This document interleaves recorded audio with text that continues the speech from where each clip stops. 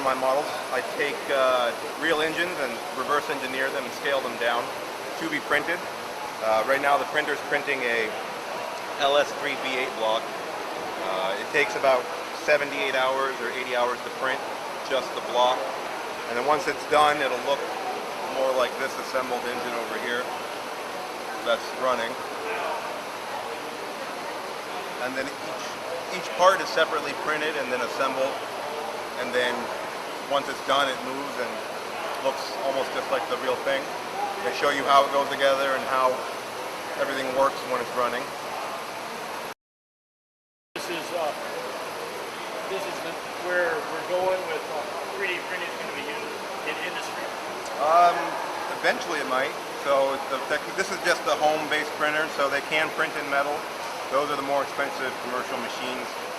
They haven't done too much yet with reciprocating engines. What's your background? I'm a mechanical engineer and started doing this just as a hobby. And then I share all the files online so that other people can print their own models and learn the insides and the workings of it. Okay, good. We'll put that information right on there. Okay, so what's next step? So if you work your way down, you can see some of the exposed, opened up engines. Down here with the rocker arms. Each one, they have working valves that open and close with in the correct timing on the cam. They're all driven off of little electric DC motors. Does that head come off of there or not? Yeah, so each head can be taken off. They're held on by magnets. So they go back on like that.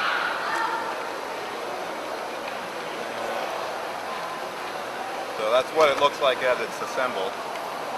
And it has, you know, the valve covers go on. So that's just in a static mode. So, but yeah, you can run it and take it apart while it's running.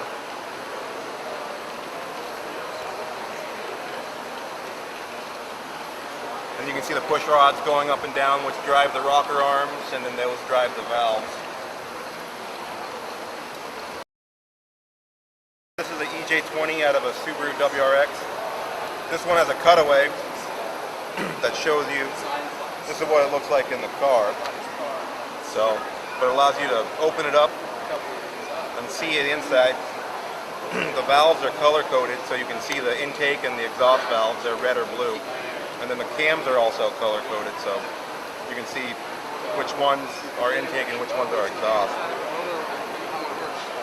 And you have these in your garage, and that's why you saw them? These ones, yeah, the Subaru motor and the Toyota motor I actually had, and those were reverse engineered and measured and everything, and then put in the computer and then designed to be printed.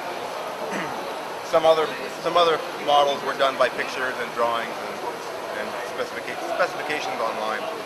So you take a picture and then it does a digital?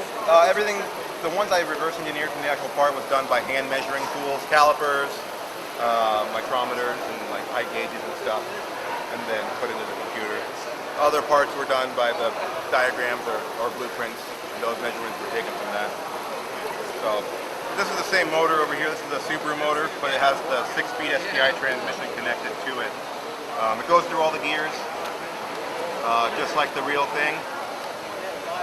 It shows you how the shift collars work and how the speed changes with each different gear. So it goes, as you can see, the back output gets faster as you go through the gears. So this is an all-wheel drive transmission out of the STI, so you can see it has a center differential and a front differential.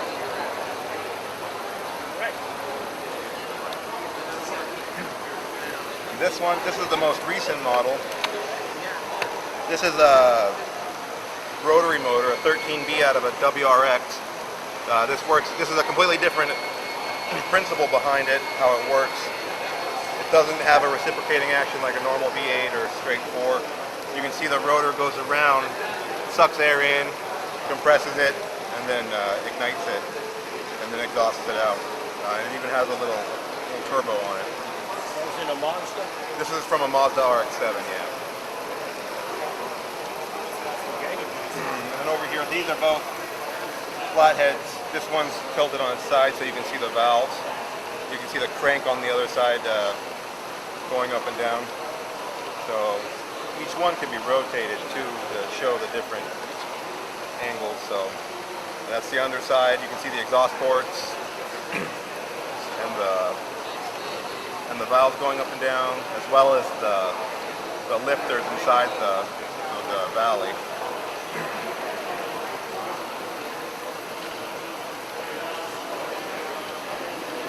And this is the same one. This just has all the accessories on it with the head and the fan belts and everything. This one's a flathead. This is the same, yeah. So this is the Ford Flathead V8. Everything goes back on with magnets to have a complete motor to show.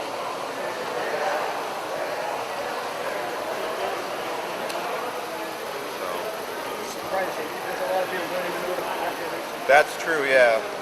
Even car guys barely know what a flathead is. No, not right now. Alright. And this is the first motor I did. This is the 22RE. This is from a Toyota pickup. So it's just a straight 4.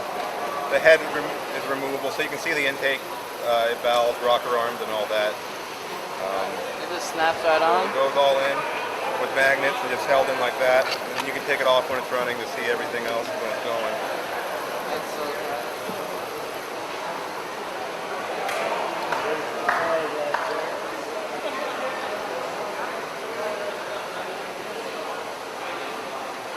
Okay, now you got a full chassis here.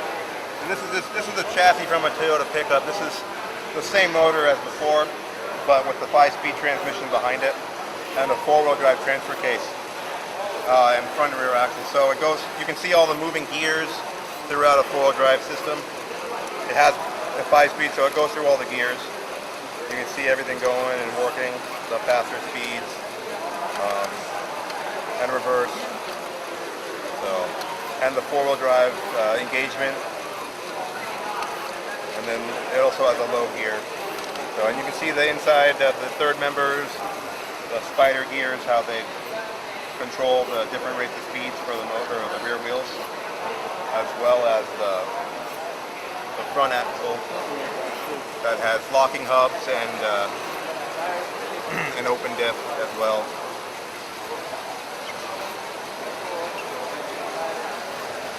And are you printing here? These are just some small valve covers. They're just to keep the printer going. Keep the printer going. Yeah, just to have it going while people walk up.